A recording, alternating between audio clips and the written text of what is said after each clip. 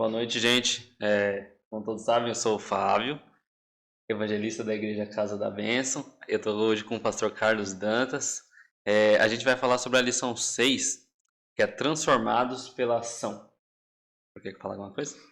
Boa noite, boa tarde, né? Bom dia. Meio tarde, meia-noite. Prazer estar com você também, Fábio, para a gente desenvolver essa lição. E como você falou, uma lição até de fácil compreensão, né? Todos possam recebê-la e tirar proveito desse ensinamento. Prazer estar com você, meu irmão. Glória a Deus.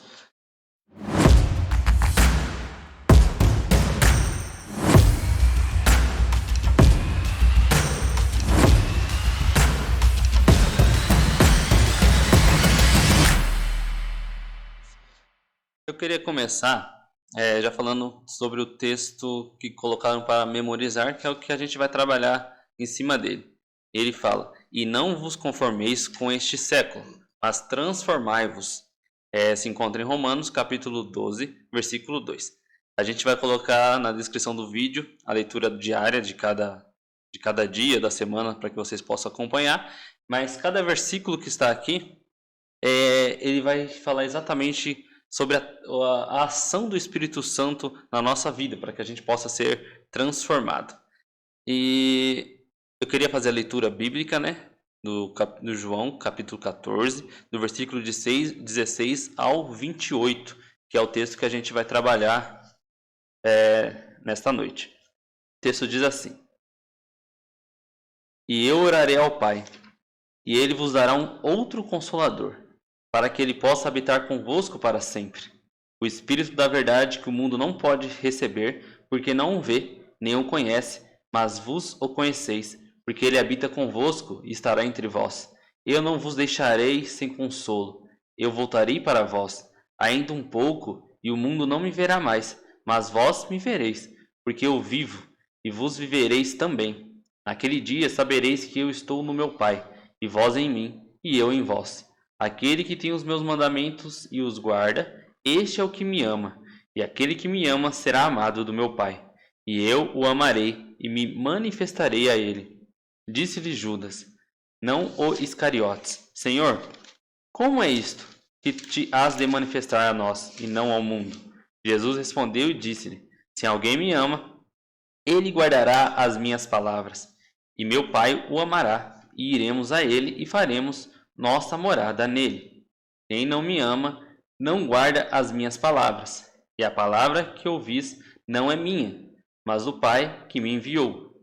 Essas coisas vos tenho dito, estando ainda convosco, mas o Consolador, que é o Espírito Santo, que o Pai enviará em meu nome, ele vos ensinará todas as coisas, e vos trará à lembrança todas as coisas, tudo quanto eu vos tenho dito. Eu os deixo vós a paz, a minha paz eu vos dou. Não a dou como o mundo a dá. Não se turbe o vosso coração, nem fique com medo.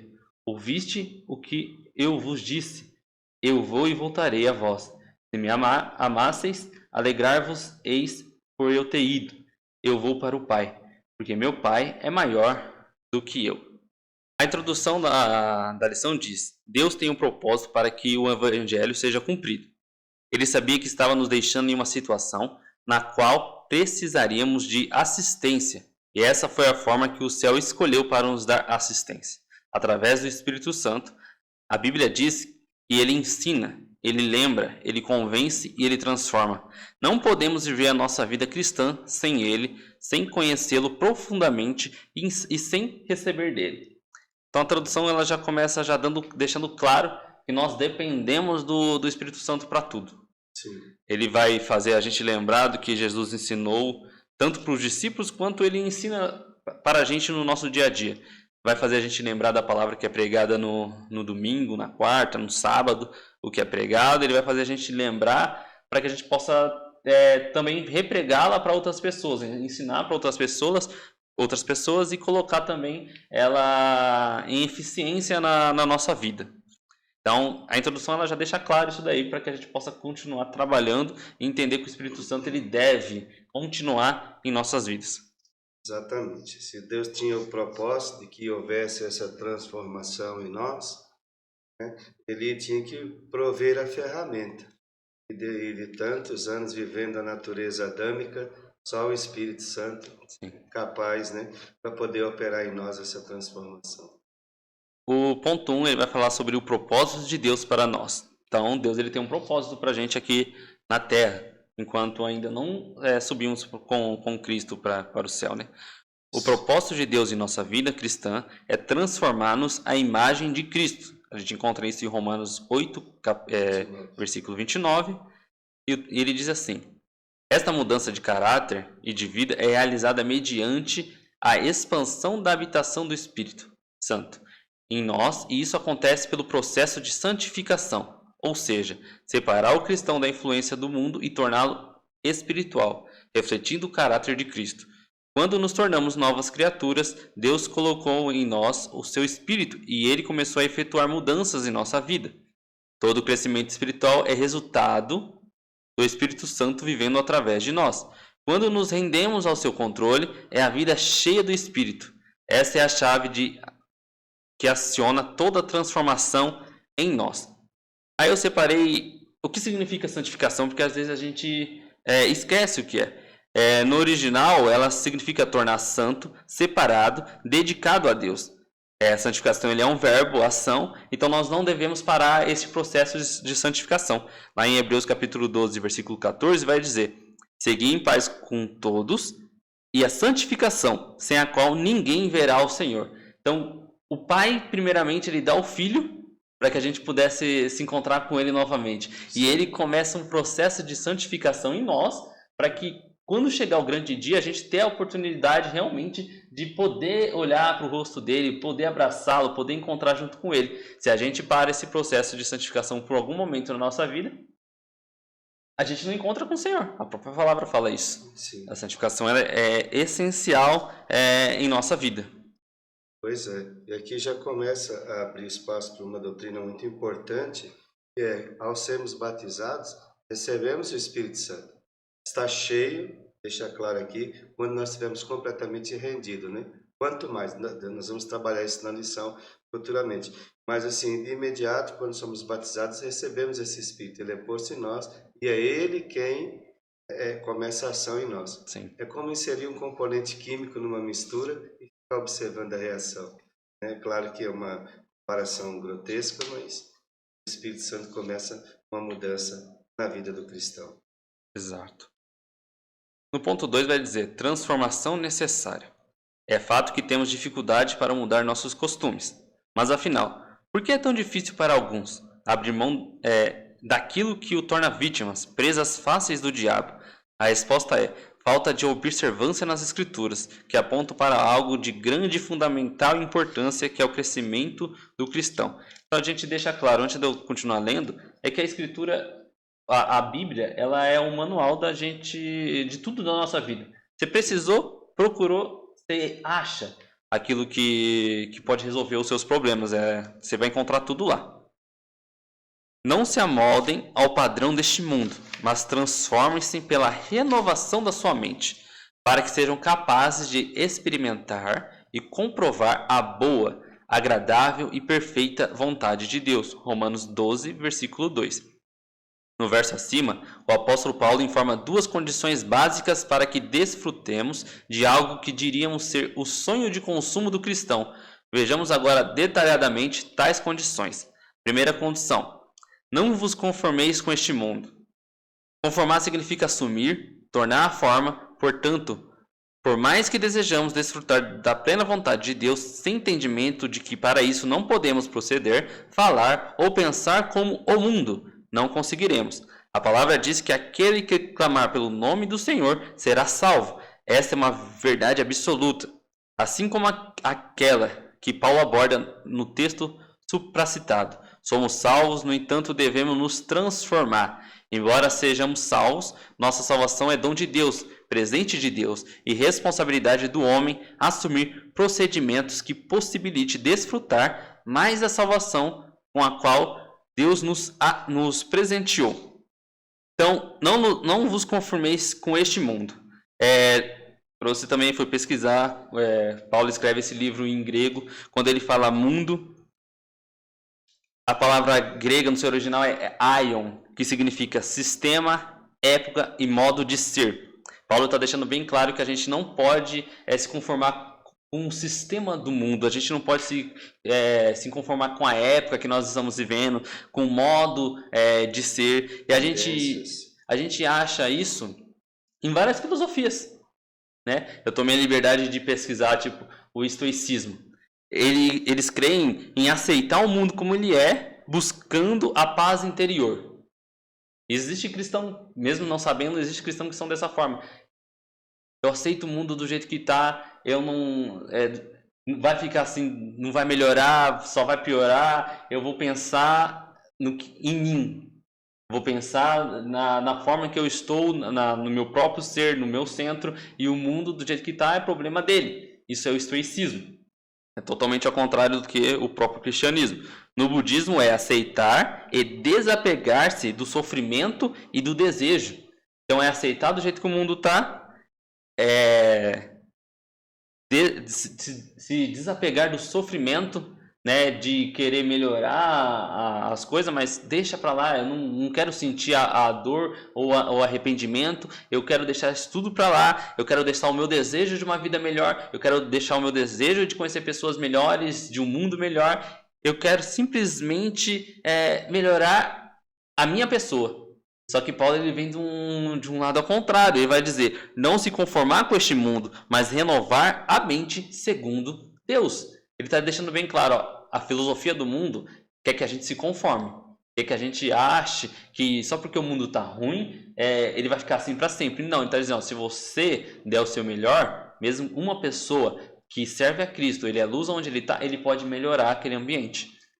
Ele pode melhorar aquela situação. Não é porque a situação está ruim no seu trabalho, não é porque a situação está ruim na faculdade, na escola, no ambiente que você se relaciona.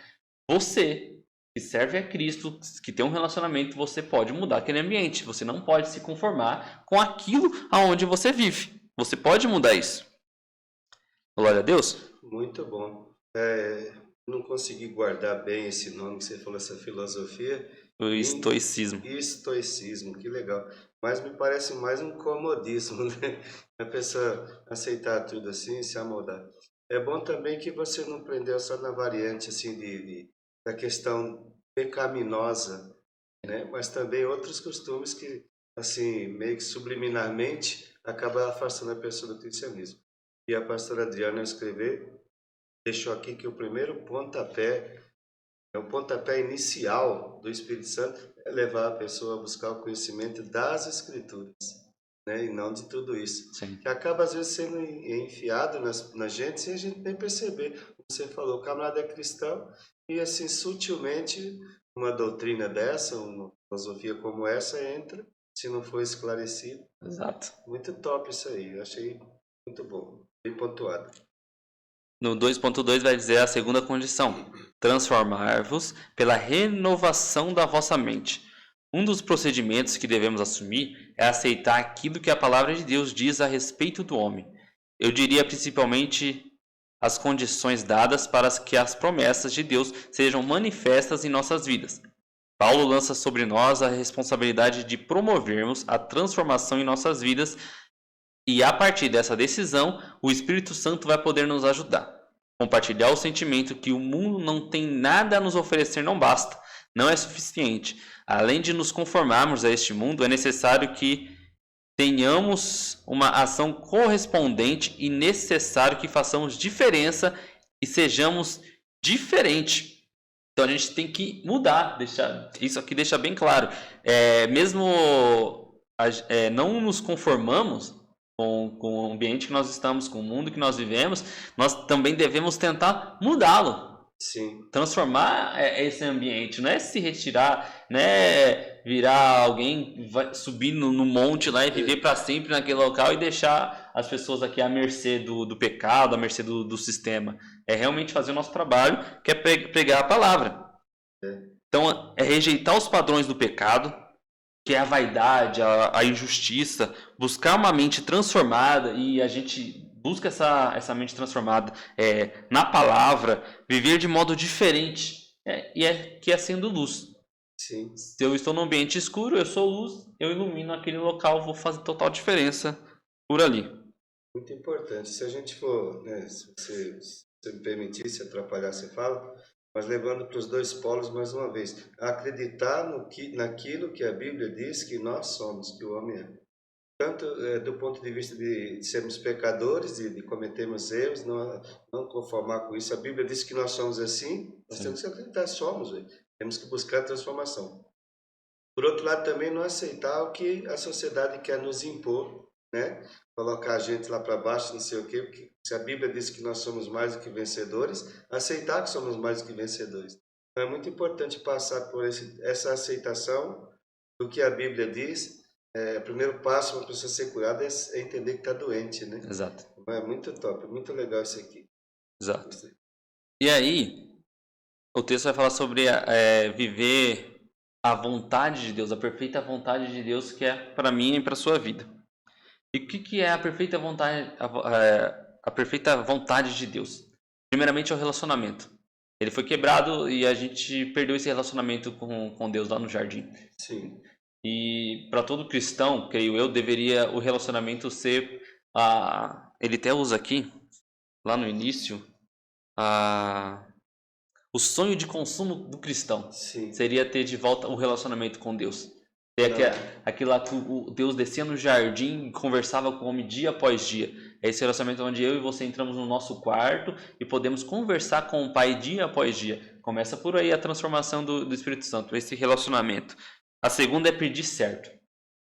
Quando eu tenho um relacionamento bom com Deus, eu aprendo a pedir certo, tanto as coisas para mim, quanto aquilo que Deus tem para minha vida. Quando eu peço aquilo que Deus já tem planejado para mim, as coisas correm bem, dá certo, não tem risco de eu sair em desvantagem no futuro, não tem risco de eu me machucar futuramente, porque eu pedi, né, aquilo que Deus queria já para mim.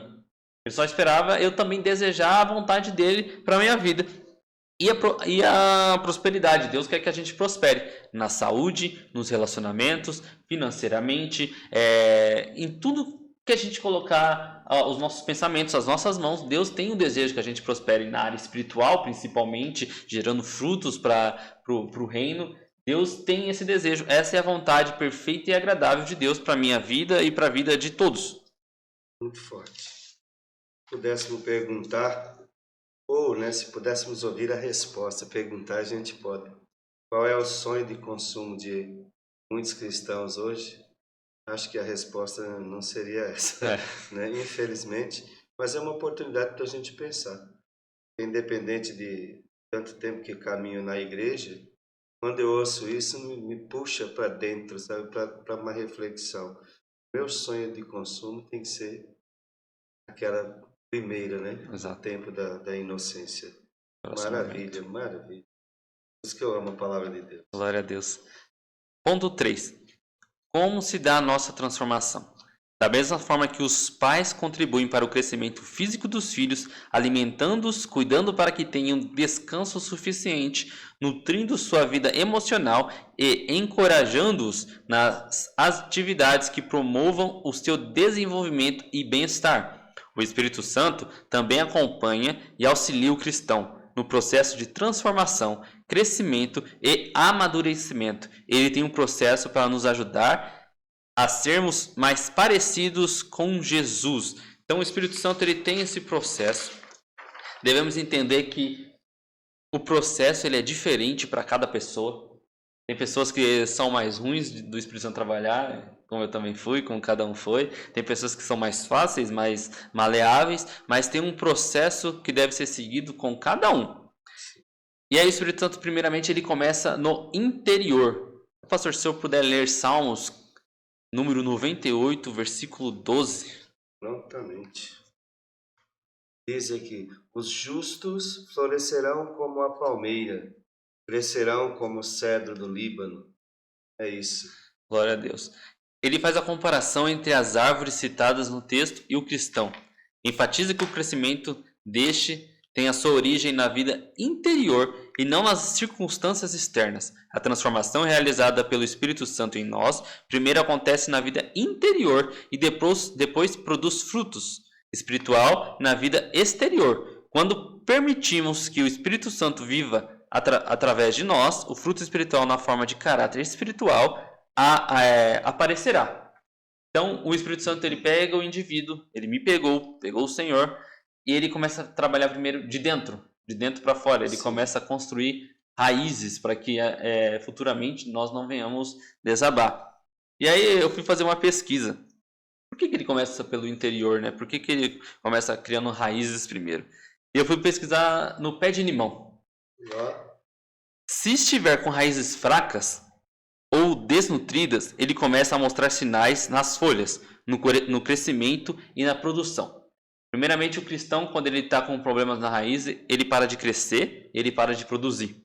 Porque lá no início ele não teve um bom trabalho feito, ele não quis permitir que o trabalho fosse feito na vida dele, não deixou as pessoas cuidarem dele. O crescimento desacelera, parece que trava tudo, não gera mais brotos para a vida daquele cristão ali.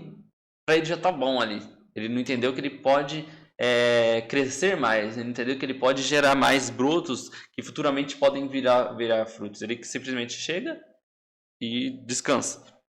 Verdade. O tronco pode rachar e podem crescer galhos mais finos. Flores e frutos caem facilmente. Isso chama de abortamento.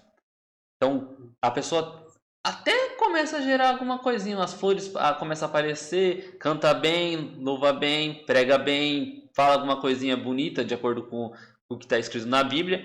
Só que aquilo, com a vida dela, não faz sentido algum. Começa a despencar. Os frutos, para quem ela prega, não gera. Não dá resultado nenhum. Ela pode ir convidar alguém, só que aquilo parece que não dá certo para aquela pessoa. Não acontece. E se for grave, o pé pode morrer. O pé de limão pode morrer. A pessoa pode morrer espiritualmente e, consequentemente, às vezes fisicamente. Porque os problemas espirituais também agravam os problemas físicos. Causam doenças e tudo mais. Mas como tratar um pé de limão que está com a raiz ruim? Primeiro, melhore o solo local. Sim, 2. Trate primeiro aonde que você está. Trate o local, mude o ambiente. Se você não consegue mudar ali onde você está, vá para outro local. No meu início como cristão, eu estava num ambiente onde as pessoas me zoavam por ser cristão, botavam músicas indevidas ao meu lado somente para me perturbar. Eu simplesmente pedi demissão de onde eu estava, fui para outro trabalho e comecei a viver uma vida cristã melhor. Porque onde eu estava me atrapalhando. Então mudar o local, mudar o solo é essencial. Adubação equilibrada. O indivíduo, se a gente for usar o exemplo que nem eu faço academia. Eu quero ficar maior, grande, né? Quero ficar forte. Então eu como muito, parece um glutão de tanto comer para ficar forte.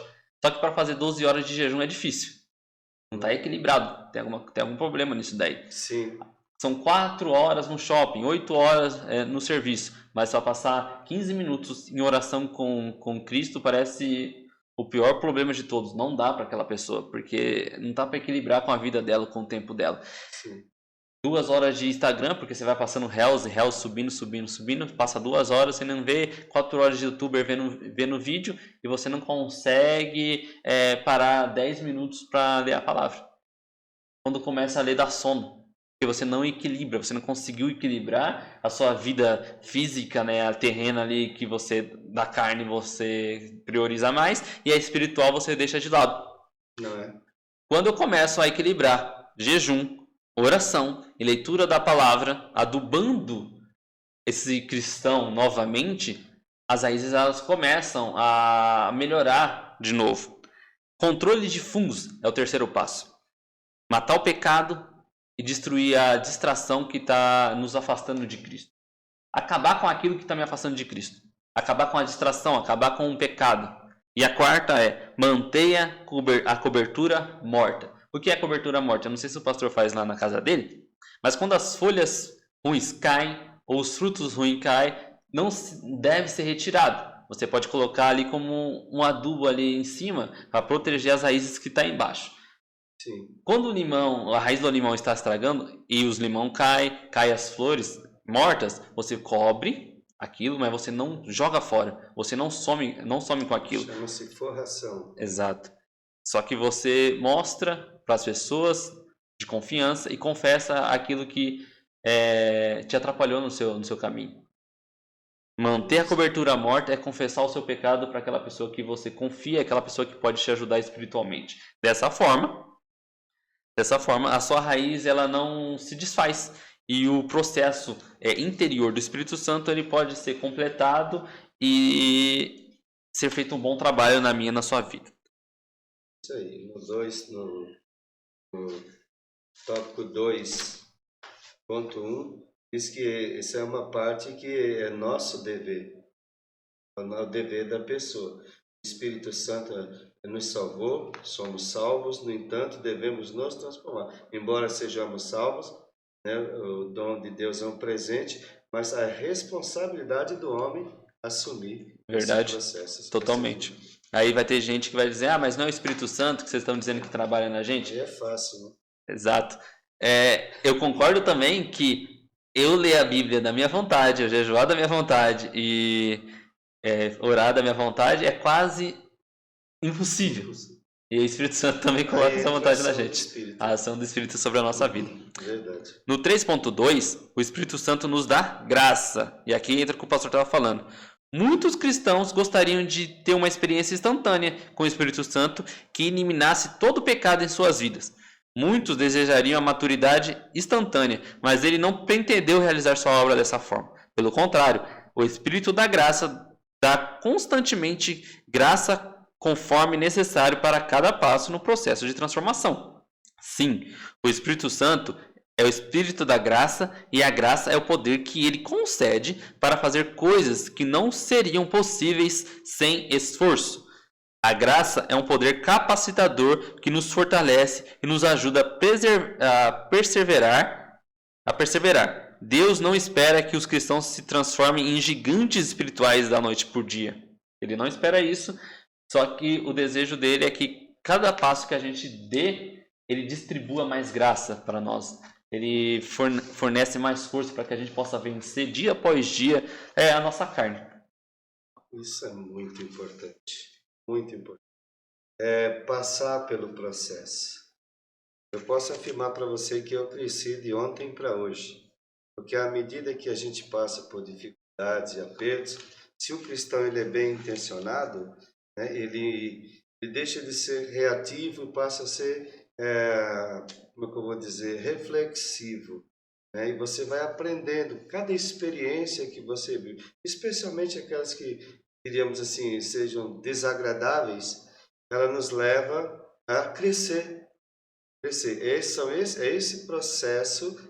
Tem muito cristão que ele sabe falar muito do que aconteceu na vida dos outros, desde os heróis da Bíblia até de pessoas que nos rodeiam, mas ele mesmo não quer passar pelo processo de jeito nenhum. Ele fica esperando que da noite para o dia ele vai se tornar aí um Billy Graham, ou alguém assim, no caso do Billy Graham mais da pregação, mas de outro de uma santidade que o Billy Graham também tinha, obviamente, sem passar pelos processos. Exato.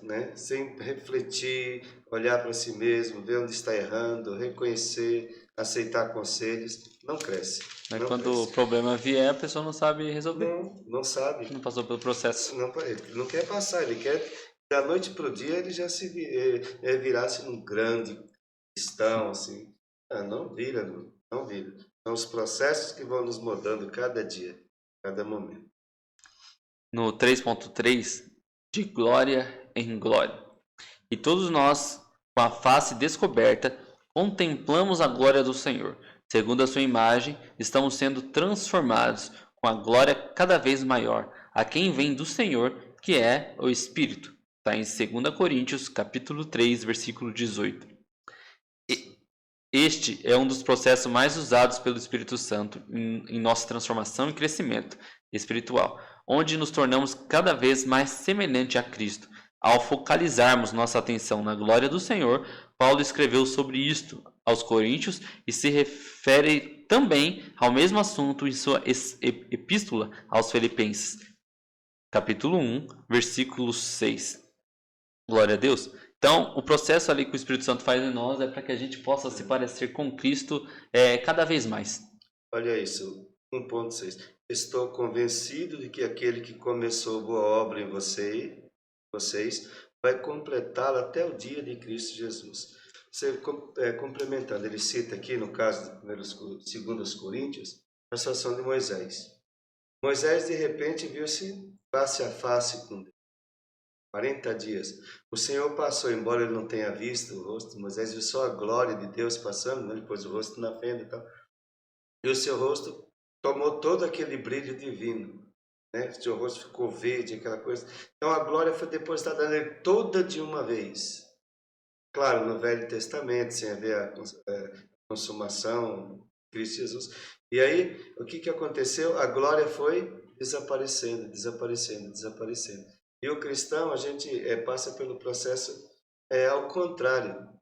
Ela não vem de uma vez como veio Moisés, e ter aquele encontro, todo mundo, ai meu Deus, o que é aquilo? O rosto do Fábio brilhando. Mas a cada momento, a cada dia de relacionamento com Deus, vai ganhando um pouquinho mais de brilho, e não demora muito, alguém vai olhar e notar esse brilho. Sim. E não sai mais, né? Glória a Deus. Certo. 3.4 fala: como forma de encorajamento. Quando o aluno se esforça para aprender uma nova matéria, o professor muitas vezes chama sua atenção para o progresso já feito. O professor mede o progresso no crescimento para motivar o aluno e continuar dominando novos conhecimentos. Da mesma forma, o Espírito Santo nos encoraja a tornarmos mais parecidos com Cristo, nos fazendo compreender o quanto já nos transformamos.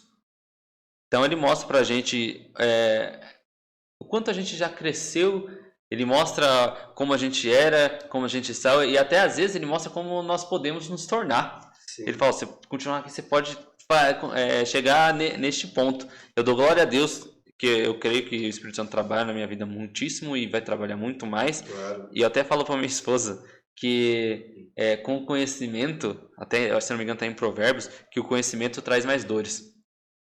O saber. Então, quanto mais a gente conhece da palavra, parece que nós estamos mais sujos ainda.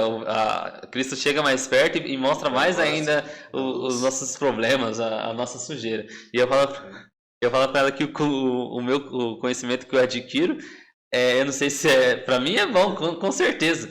E a minha vontade de conhecer é bem maior, mas eu sei que cada vez que eu me aproximo, mais Cristo vai mostrar o quanto eu sou imperfeito e quanto ele tem que trabalhar em mim. Pois é. E como é que o mestre prova o nosso progresso no conhecimento, né? Na prova, através do dia da prova. Então, a gente, enquanto aluno, a gente recebe todo o conhecimento com alegria, às vezes até não damos a devida importância, vai recebendo todo o conhecimento. Mas quando o professor anuncia tal dia vai ter a prova, aí a cabeça do camarada esquenta, né? Então, mas é na hora da prova que você vai mostrar para o professor quanto você aprendeu. Então, crente, aguenta a prova aí. Aguenta a prova, porque a prova é que vai mostrar para você quanto você já cresceu, né? E o Espírito Santo te encoraja no processo. Glória a Deus. No 3.5, ajuda disponível. Nenhum cristão precisa sentir que deve lutar sozinho contra o mundo.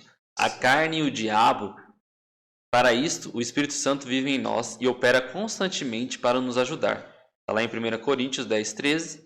Ele também oferece soluções para quaisquer dificuldades que permite que enfrentemos. Então, ele oferece soluções para as dificuldades que ele permite também que nós enfrentemos. Para que, como o pastor mesmo falou, a prova vem. Ele permite que a gente passe pelas dificuldades para realmente nós trabalharmos naquilo que ele está fazendo na nossa vida.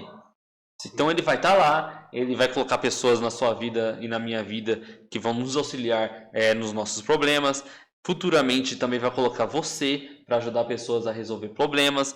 Porque mesmo que você tenha ou esteja passando um processo agora difícil, Deus está simplesmente criando galhos que vão levar você a ajudar pessoas que passaram pelo mesmo processo.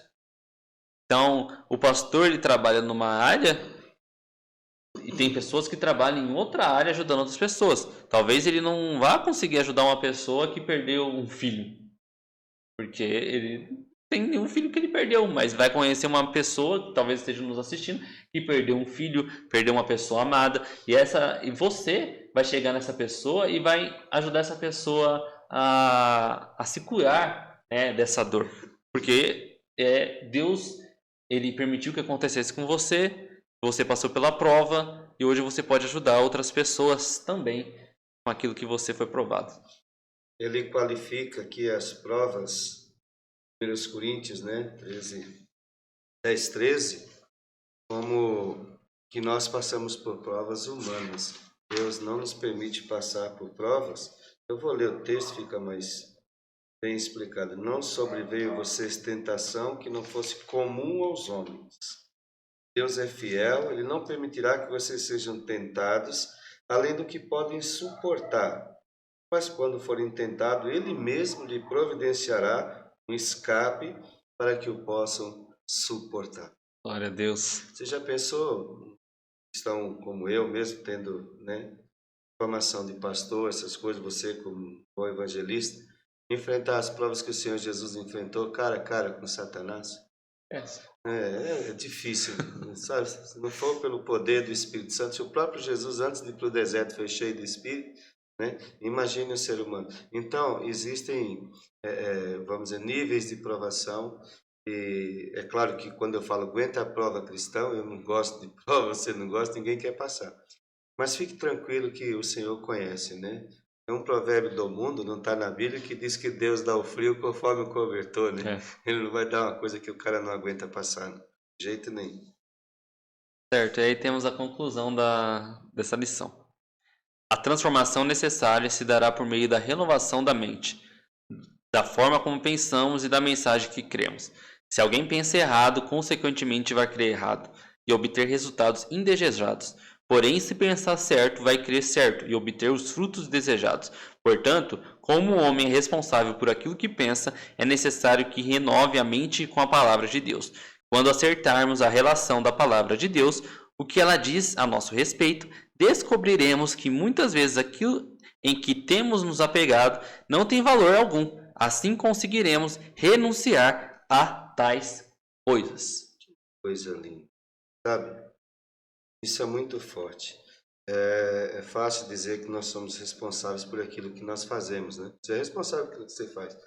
Mas como é profundo dizer, ouvir, né? Que nós somos responsáveis também por aquilo que nós pensamos. Porque tudo começa na mente, né? Nenhum plano é levado a efeito sem primeiro ser imaginado, pensado. E isso é muito trabalhado, né, na psicologia, não é o meu caso, eu sou da metalurgia, mas o que o homem pensa, sabe, se a gente pudesse começar a peneirar, apurar bem o que pensa, né, e aí é onde entra, né, a transformação pela ação do Espírito. Deixar que o Espírito mude nossa forma de pensar, nossa forma de ver as coisas, nossa forma... Abrir mão, você acabou de ler aqui, e nós vamos descobrir que muitas das coisas que nós temos nos apegado não tem valor nenhum, né? E esse é o resultado da ação do Espírito em nossas vidas. Começa dentro, pelo pensamento, ou pela raiz, como você falou. Ninguém vê a raiz crescendo, né? E não é um trabalho de visibilidade, mas é essencial. Sim. Senão, como você bem colocou, toda árvore vai apresentar os defeitos que você foi. Meu, que coisa forte. Eu só tenho que agradecer a Deus e pedir ao Espírito Santo que não me deixe em momento algum. Glória a Deus. Nós todos, né, Fábio? Amém. Gente, essa foi a lição. Eu espero que nós tenhamos trazido a compreensão à lição número 6. Eu agradeço por aqueles que vão ver esse vídeo, já agradeço desde já. Peço que vocês possam compartilhar o máximo possível dela, possam curtir, e você que tem o desejo de aprender a ensinar, né, Você está aprendendo aqui conosco a lição, mas se você tiver também o desejo de aprender a ensinar, continue assistindo os vídeos, venham falar conosco para que você possa ter a oportunidade também de estar pregando a palavra do Senhor. Eu agradeço desde já e eu vou pedir para o pastor encerrar com uma oração, se possível. Sim, claro. Amém? Vamos encerrar. Deus Pai Todo-Poderoso, Criador dos céus e da terra, eu quero primeiramente te agradecer por ter enviado a nós o teu Espírito Santo. Esse foi sem dúvida o primeiro ganho ao nos convertermos a ti. Eu quero te pedir nesta oração cura para os nossos ouvintes. Oh Pai, eu quero te pedir libertação, quero te pedir portas abertas, mas antes de tudo, quero pedir ao Senhor Deus que possa, Pai, pôr o teu Espírito Santo, oh Pai, em cada uma dessas pessoas que estão nos ouvindo, levá-las a aceitar a Cristo Jesus, nosso Senhor, passar por esse processo para que o Espírito Santo venha ao seu interior e comece esse processo de transformação. Oh Pai, até que ele chegue ao ápice desta lição, na minha opinião, Senhor, que foi entender que o nosso sonho de consumo não é o melhor apartamento, o carro mais bonito, mas relacionamento com Deus, restaurar nosso relacionamento contigo.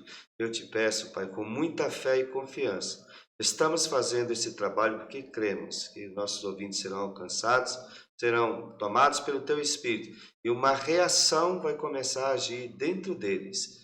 Oh Senhor meu Deus, para que eles sejam transformados pelo teu poder, em o nome de Jesus. Amém. Glória a Deus. Obrigado, gente.